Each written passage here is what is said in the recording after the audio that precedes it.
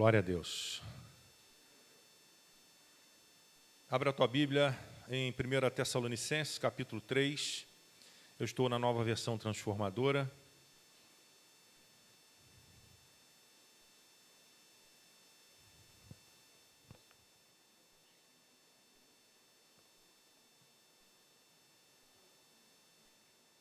Vamos ler todo o capítulo.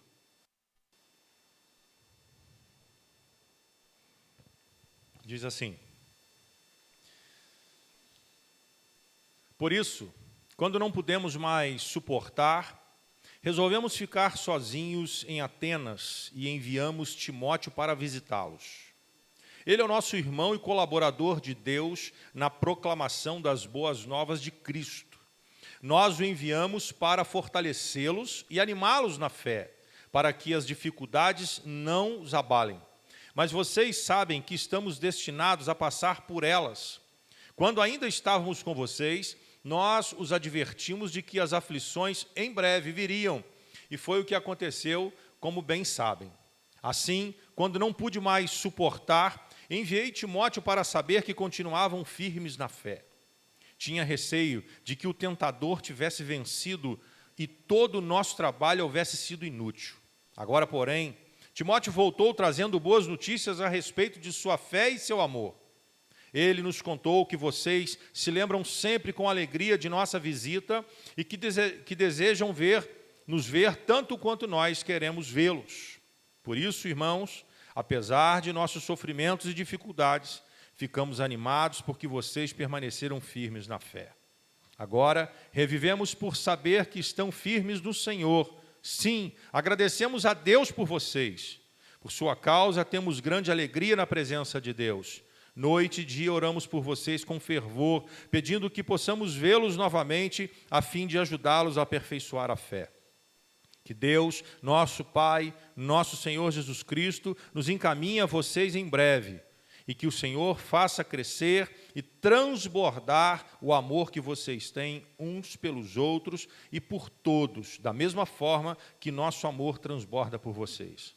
E como resultado, que Deus, nosso Pai, torne seu coração forte, irrepreensível e santo diante dele, para quando nosso Senhor Jesus voltar com todo o seu povo santo. Deus, em nome de Jesus, estamos aqui nesta noite para cultuar o teu nome, para aprender da tua palavra e sermos abençoados. Te peço, Espírito Santo, que nessa noite o Senhor possa pairar sobre este lugar, trazer sobre cada coração o desejo de te ouvir, o desejo de sermos transformados pelo poder da palavra, e que o Senhor tenha plena liberdade para transformar o nosso coração e a nossa mente no Senhor. Nos ajude, Deus. Tira de nós toda distração, que o cansaço neste momento seja cancelado, que o sono, Deus, seja despertado, e que o Senhor tenha plena liberdade para trabalhar a nossa vida. Traga sobre nós, Deus, o despertamento da fé, para que possamos caminhar em direção ao Senhor. Sabendo, Deus, que as provações virão e que elas não estão de brincadeira e que nós precisamos vencê-las uma a uma, porque nós temos o Senhor para nos direcionar, para nos proteger, para nos dar a saída para cada situação. Por isso, Deus, nos ajude, em nome de Jesus, que nesta noite saiamos daqui plenos, convictos de que o Senhor é o Deus que nos abençoa, que o Senhor é o Deus que nos conduz, nos direciona, e que há salvação apenas no Senhor, e que a nossa vida está completamente em Tuas mãos. Deus, que possamos sair daqui nesta noite, sabendo que não temos outra saída senão o Senhor, não temos outro caminho senão o Senhor. A nossa vida está direcionada para Ti, e nós queremos Te encontrar na eternidade. Até quando o Senhor voltar, nós queremos permanecer firmes na Tua presença. É o que eu Te peço e Te agradeço, Senhor, em nome de Jesus. Amém.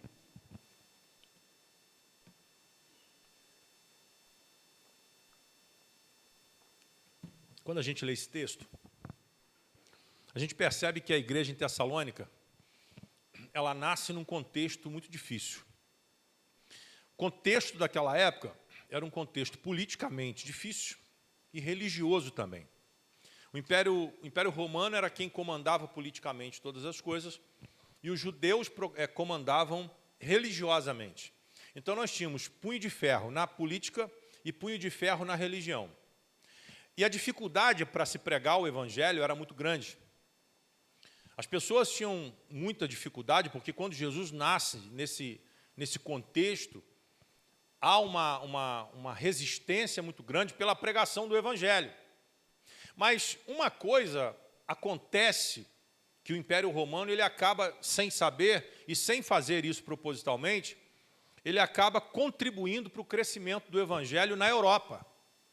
Quando ele começa a fortificar as cidades e os caminhos, as estradas, colocar soldados para guardar aquelas estradas e aqueles caminhos, onde aconteciam muitos assaltos, mortes. Então o exército romano diz assim, olha, vamos proteger esse lugar e vamos fazer com que agora todos caminhem em segurança. Isso eles não sabiam, mas isso contribuiu para o crescimento do evangelho, para o avanço do evangelho. Então Paulo chega até a Tessalônica e institui ali uma igreja.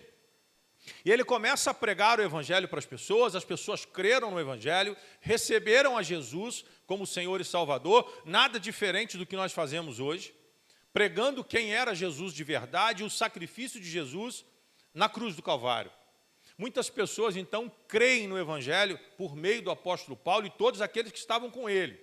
Se a gente for ver lá no livro de Atos, no capítulo 17, a gente vai perceber a segunda viagem missionária de Paulo, ele chega a Tessalônica. Foram 3 viagens missionárias e uma viagem até Roma. Então, nessa segunda viagem missionária, ele chega a Tessalônica e coloca ali, planta ali uma igreja. E ele vai embora, porque era necessário naquele momento, porque ele estava começando a sofrer perseguições por causa do evangelho. Nada mais diferente, só por causa do evangelho. Então, ele levanta a igreja, ele levanta pessoas, coloca pessoas em oração, só que agora começa a vir uma repressão sobre ele. De quem essa repressão? Do Estado político e da religião. Começam a persegui-lo porque ele está instituindo uma nova religião naquele lugar. Agora, os religiosos da época começam a se preocupar e começam a tramar algo. A gente já tinha visto algo parecido com Jesus. Paulo agora está sofrendo a mesma perseguição. Então ele chega, planta uma igreja, o grupo daquela cidade diz assim, olha, tem alguém aí, é o Paulo de Tarso, aquele que é o judeu, que agora é seguidor de Cristo, está aqui plantando uma igreja, agora nós temos que matá-lo. Então ele foge, ele vai embora, ele sai de Tessalônica, e ele deixa uma igreja nova, uma igreja de novos convertidos, irmãos. Pessoas que tinham acabado de conhecer a Jesus, pessoas que estavam vivendo o primeiro amor. E o texto que nós lemos diz que Paulo, ele tinha uma preocupação. Como que eu vou embora e como é que essa igreja vai ficar? Como é que esses novos convertidos vão ficar se não tiver agora um experiente por perto para consolidar a fé dessas pessoas? Como é que essas pessoas vão continuar caminhando na presença de Cristo se não há alguém agora que conviveu com Cristo ou que foi instruído pelo próprio Espírito de Deus a conduzir uma igreja, fortalecer e fortificar uma igreja? Então a preocupação de Paulo era uma preocupação pastoral, irmãos. É cuidar das ovelhas. A única coisa que Paulo queria era estar ali cuidando das ovelhas, mas as circunstâncias fez com que ele abandonasse tudo. Então, esse capítulo 3 de Tessalonicenses, é aí que nasce esse capítulo 3, onde Paulo agora, diante de todo esse contexto que eu te contei, ele envia Timóteo. Então, o capítulo 3 é isso. A história está lá atrás, e o capítulo 3 nasce, então, Timóteo agora indo a Tessalônica. Quando Timóteo chega, qual é a percepção dele?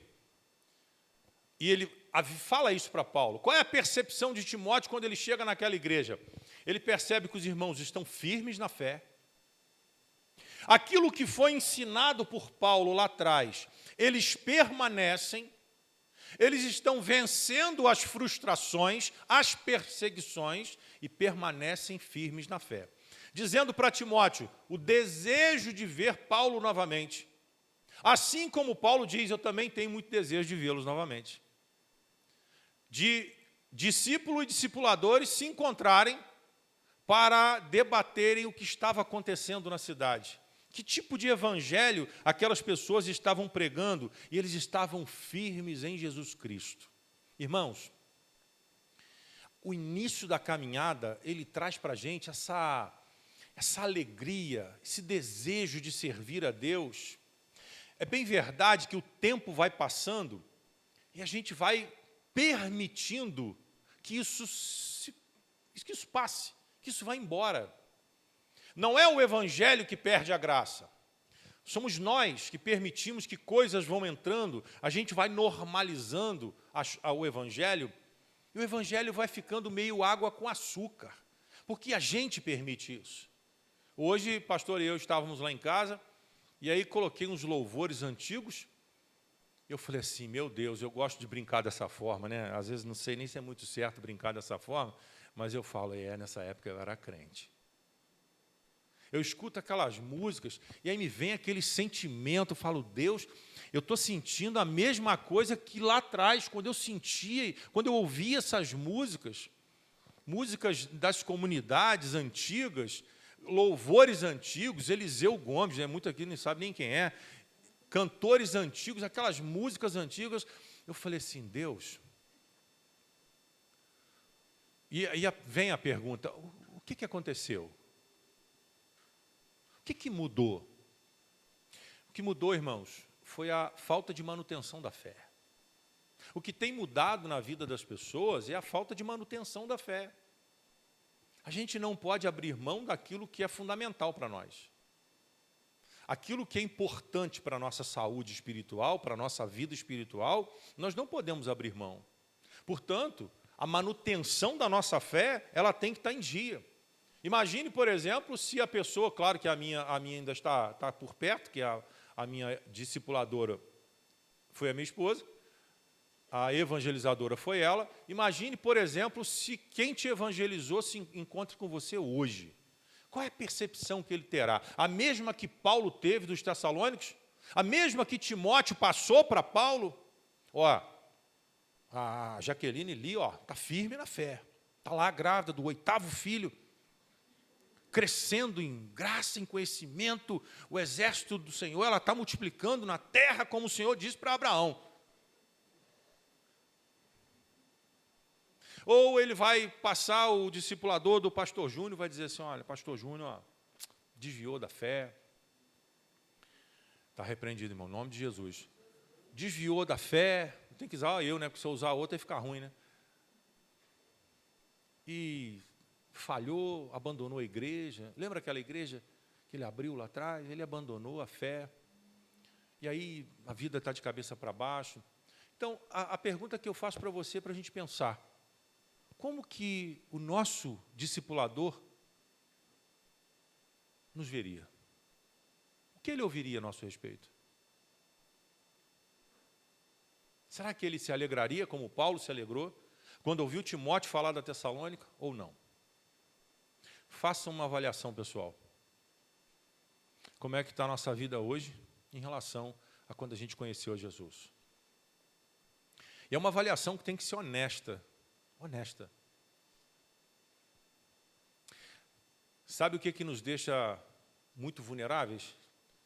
A gente não está preparado para as adversidades da vida.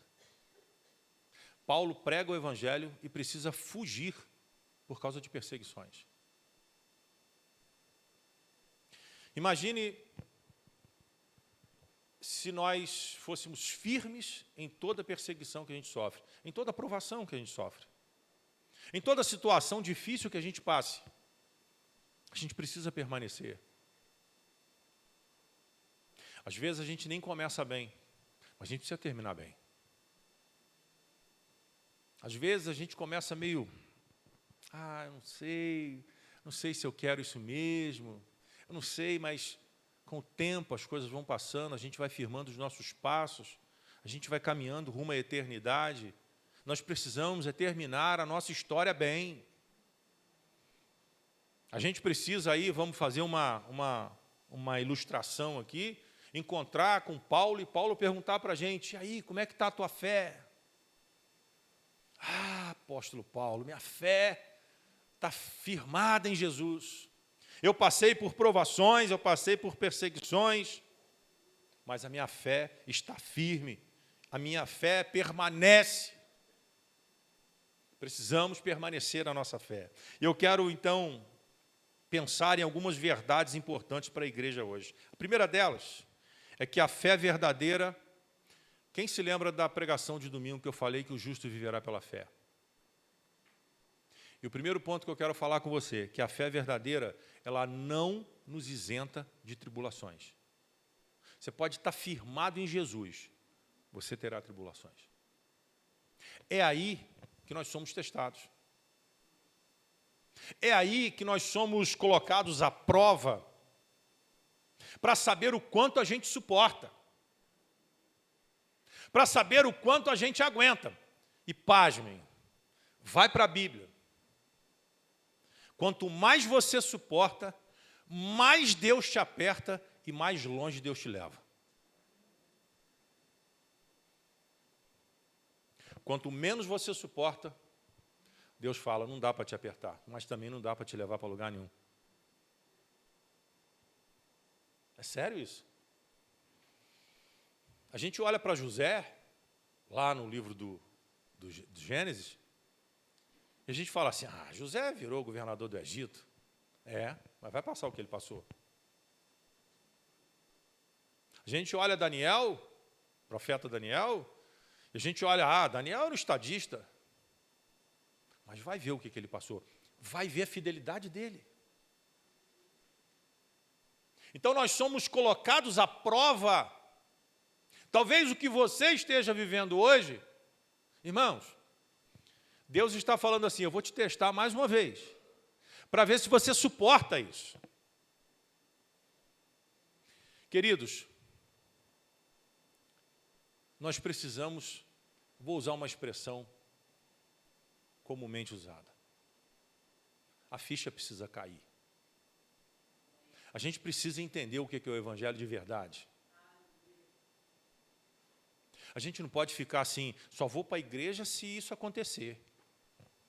Só permaneço na fé se isso acontecer. Irmãos, isso não é evangelho. Isso é uma maldição que está sendo pregada lá fora. O evangelho da troca, da barganha, do interesse pessoal, onde Deus não tem nada com isso. O evangelho é aquele que vê, mesmo você sendo fiel, você está sendo perseguido.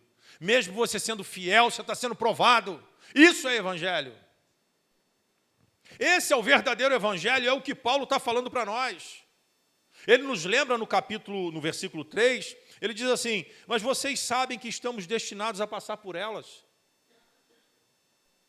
Vocês sabem que nós vamos passar por essas provações. Então Paulo está dizendo para nós, irmão, você está na igreja, você é crente, quer ser fiel, mas não se importe. Pode vir prova, pode vir luta, permaneça. Permaneça fiel.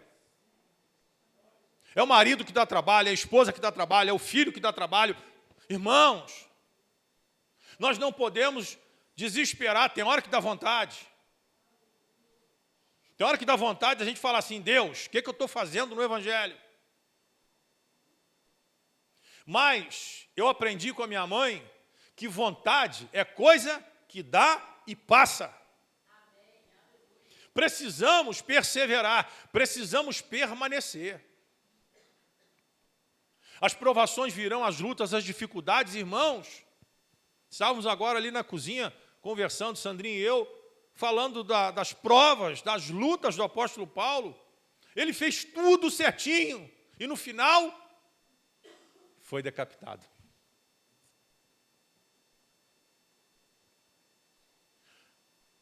Foi depreciativo o que ele fez?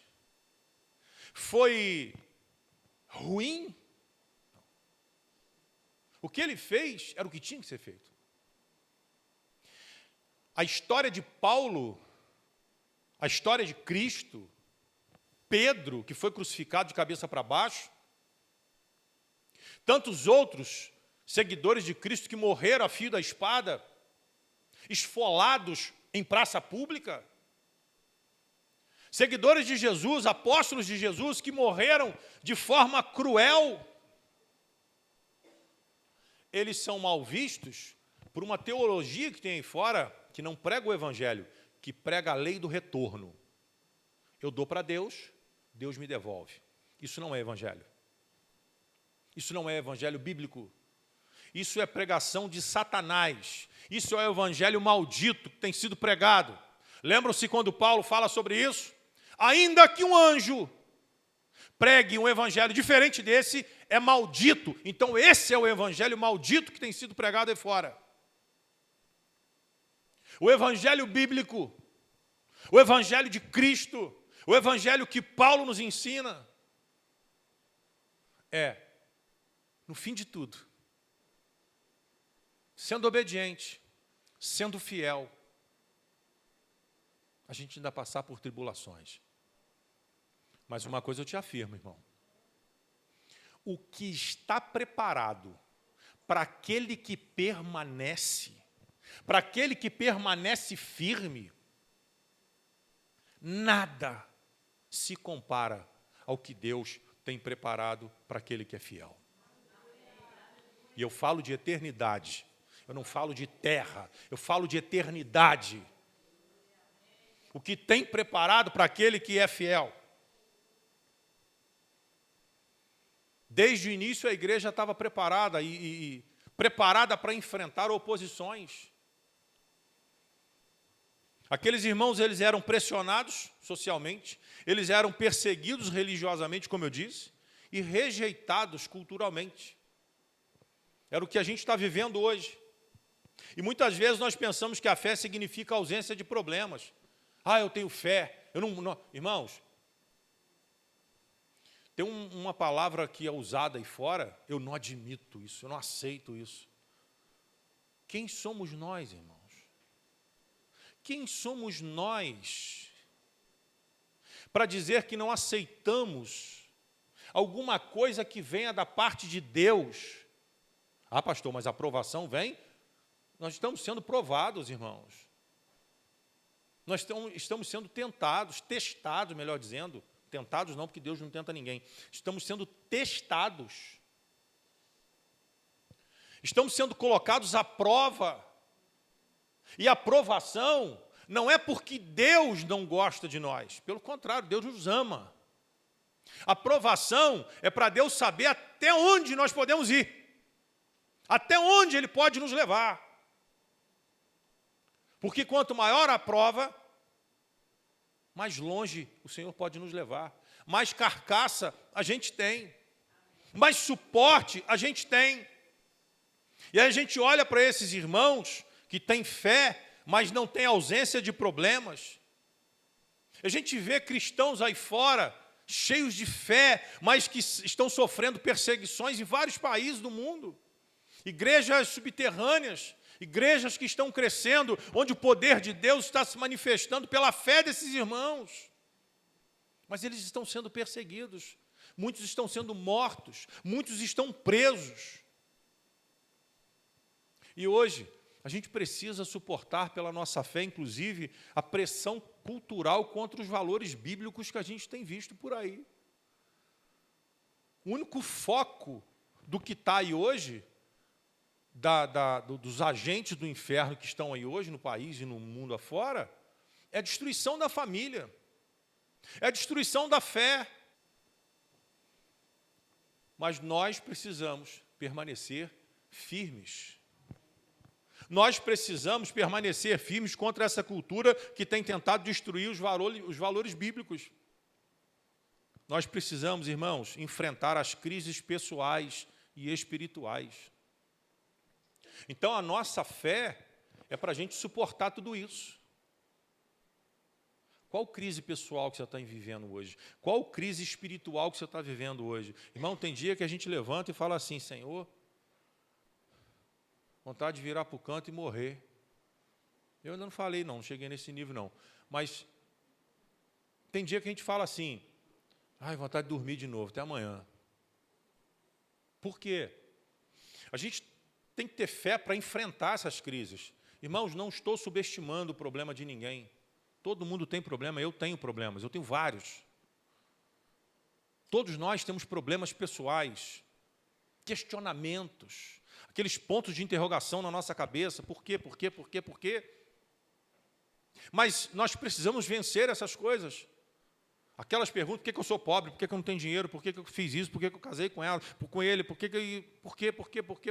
Isso gera em nós uma tristeza, um abatimento espiritual. Mas nós precisamos confiar em Deus, nós temos uma razão, irmãos, para existir. Então a nossa fé, ela tem que ser suficiente para a gente viver tudo isso. A Bíblia nunca prometeu caminho sem dificuldades, mas ela prometeu a presença de Deus em meio às dificuldades. Então é isso que nós precisamos entender. Que a fé verdadeira, ela não evita tempestades. Ela não evita tempestades. Mas ela está com a gente, lá no meio, fortalecendo a nossa caminhada. Segundo ponto que eu quero pensar com você. Deus usa pessoas para fortalecer a nossa fé. Usa ou não usa? Pelo menos nisso todos estão de acordo. Deus usa pessoas para fortalecer a nossa fé. E aí Paulo demonstra aqui um coração pastoral profundo. E aí ele faz o quê? Envia Timóteo. Timóteo, eu não posso ir porque se eu for eu vou morrer. Vai você, que ninguém te conhece ainda. Vai lá na igreja de Tessalônica e procura saber como é que estão as coisas lá. E depois você me fala. Deus está enviando pessoas o tempo todo. De vez em quando eu faço isso. Irmão, dá uma ligadinha para fulano de tal. Fulano, dá uma passadinha lá.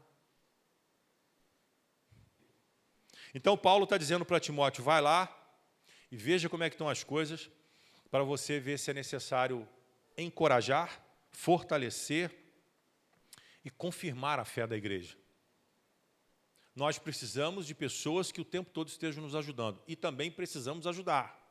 Precisamos assumir essa postura. Veja o versículo 8. O que Paulo está falando? Agora, revivemos por saber que estão firmes no Senhor.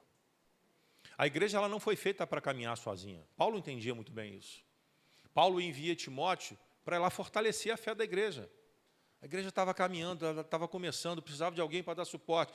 Ô Timóteo, vai lá você, porque ninguém te conhece, então o risco de acontecer alguma coisa com você, vai lá e me traz boas notícias. Eu fico muito feliz quando eu encontro pessoas que já não estão mais aqui na nossa igreja, estão em outra igreja. E eu falo, e aí? Como é que estão as coisas? Está bem, caminhando, estou na fé, graças a Deus, permaneço. Irmãos, isso é muito bom. É quando a gente olha e fala assim, Deus, a pregação foi boa, valeu a pena. Esse irmão permanece na fé. Hoje em dia, é até perigoso você dar a paz do Senhor para o irmão, você não sabe o que ele vai te responder. De vez em quando eu encontro com um, eu falo assim, e a família, no geral, porque eu já não sei se ainda permanece casado. Mas nós precisamos avançar com essas pessoas para que elas permaneçam firmes na fé, para que elas continuem caminhando e que elas tenham a sua fé fortalecida. E nós precisamos ser essas pessoas. Nós precisamos ser o Timóteo na vida das pessoas. Nesse caso especificamente, ser Timóteo na vida das pessoas para fortalecer a caminhada espiritual, a família espiritual. E nós precisamos nos sustentar mutuamente. A igreja não foi feita para caminhar sozinho, é um ajudando o outro. É uma ligação, é uma mensagem de WhatsApp, é uma oração que você para 5 minutos e dá uma atenção, é uma oração que faz a diferença para uma vida inteira. É um conselho que faz uma diferença para uma vida inteira. A igreja precisa se ajudar mutuamente. E deixa eu te falar uma coisa. É uma responsabilidade que eu te chamo, individualmente. Quando você está firme, você, não acho que eu estou falando bobagem, é capaz de manter a tua igreja fortalecida. Vou repetir. Se você está firme na fé, você é capaz de manter a tua igreja fortalecida. Porque você estando firme, você vai orar por pessoas. Você vai orientar pessoas. Então, se nós temos irmãos que estão buscando essa firmeza em Cristo, toda a igreja está fortalecida. Alguém está orando por nós. Quantas orações chegam para nós? Quantas orações nos alcançam porque tem alguém orando por nós? Quantas orações tem alguém fazendo pela nossa vida, mesmo que a gente não saiba? Tem um joelhinho dobrado lá, não sei aonde, orando por nós. Mas tem alguém orando. Tem alguém falando com Deus a nosso respeito. Nós estamos falando com Deus a respeito de alguém.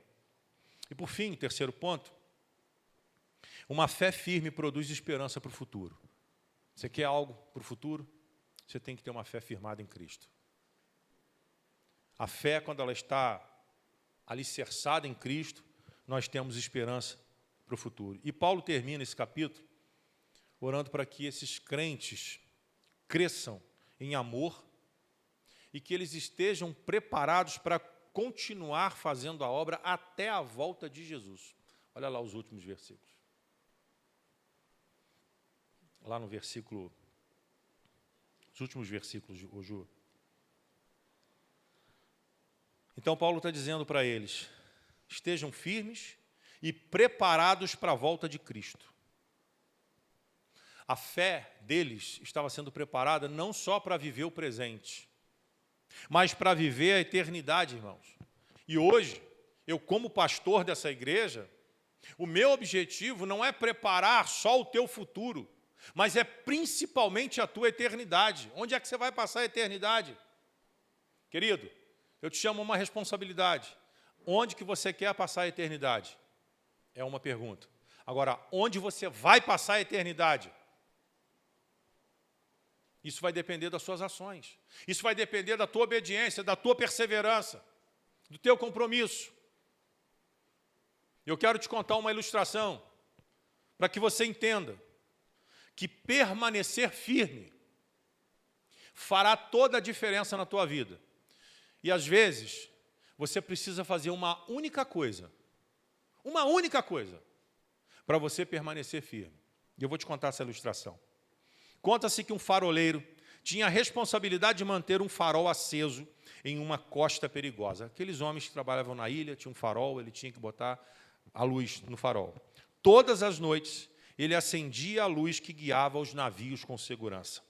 Um dia, algumas pessoas começaram a pedir um pouco de óleo da lâmpada. Um vizinho precisava de óleo para aquecer a casa, outro para acender a própria lâmpada, outro para cozinhar. O faroleiro, querendo ajudar, começou a dividir o óleo. Naquela noite, o farol se apagou. Sem a luz, vários navios bateram nas rochas. Então ele percebeu algo importante. Sua responsabilidade principal era somente manter a luz acesa. Só manter a luz acesa. Queridos, muitas vezes, nós estamos precisando só manter a luz acesa. Só manter a luz acesa. Você não precisa fazer mais nada. Mantenha a chama acesa. A igreja, irmãos, ela é um farol para esse mundo. Ela precisa manter-se brilhando, acesa.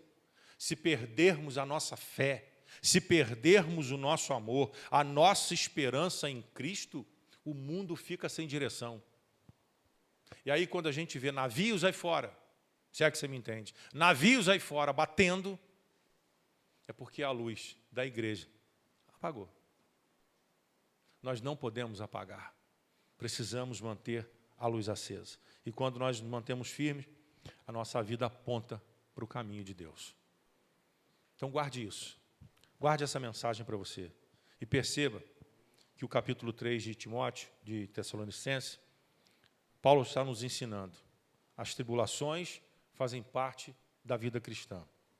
Deus usa a caminhada da fé para nos fortalecer. E, por fim, a nossa perseverança mantém a luz do Evangelho acesa para o mundo. Nós somos responsáveis pela nossa rua, pelo nosso bairro, pela nossa cidade, pelos nossos vizinhos, pelos nossos familiares, porque nós precisamos manter a luz acesa. Amém? Guarde essa palavra no teu coração e mantenha a luz acesa.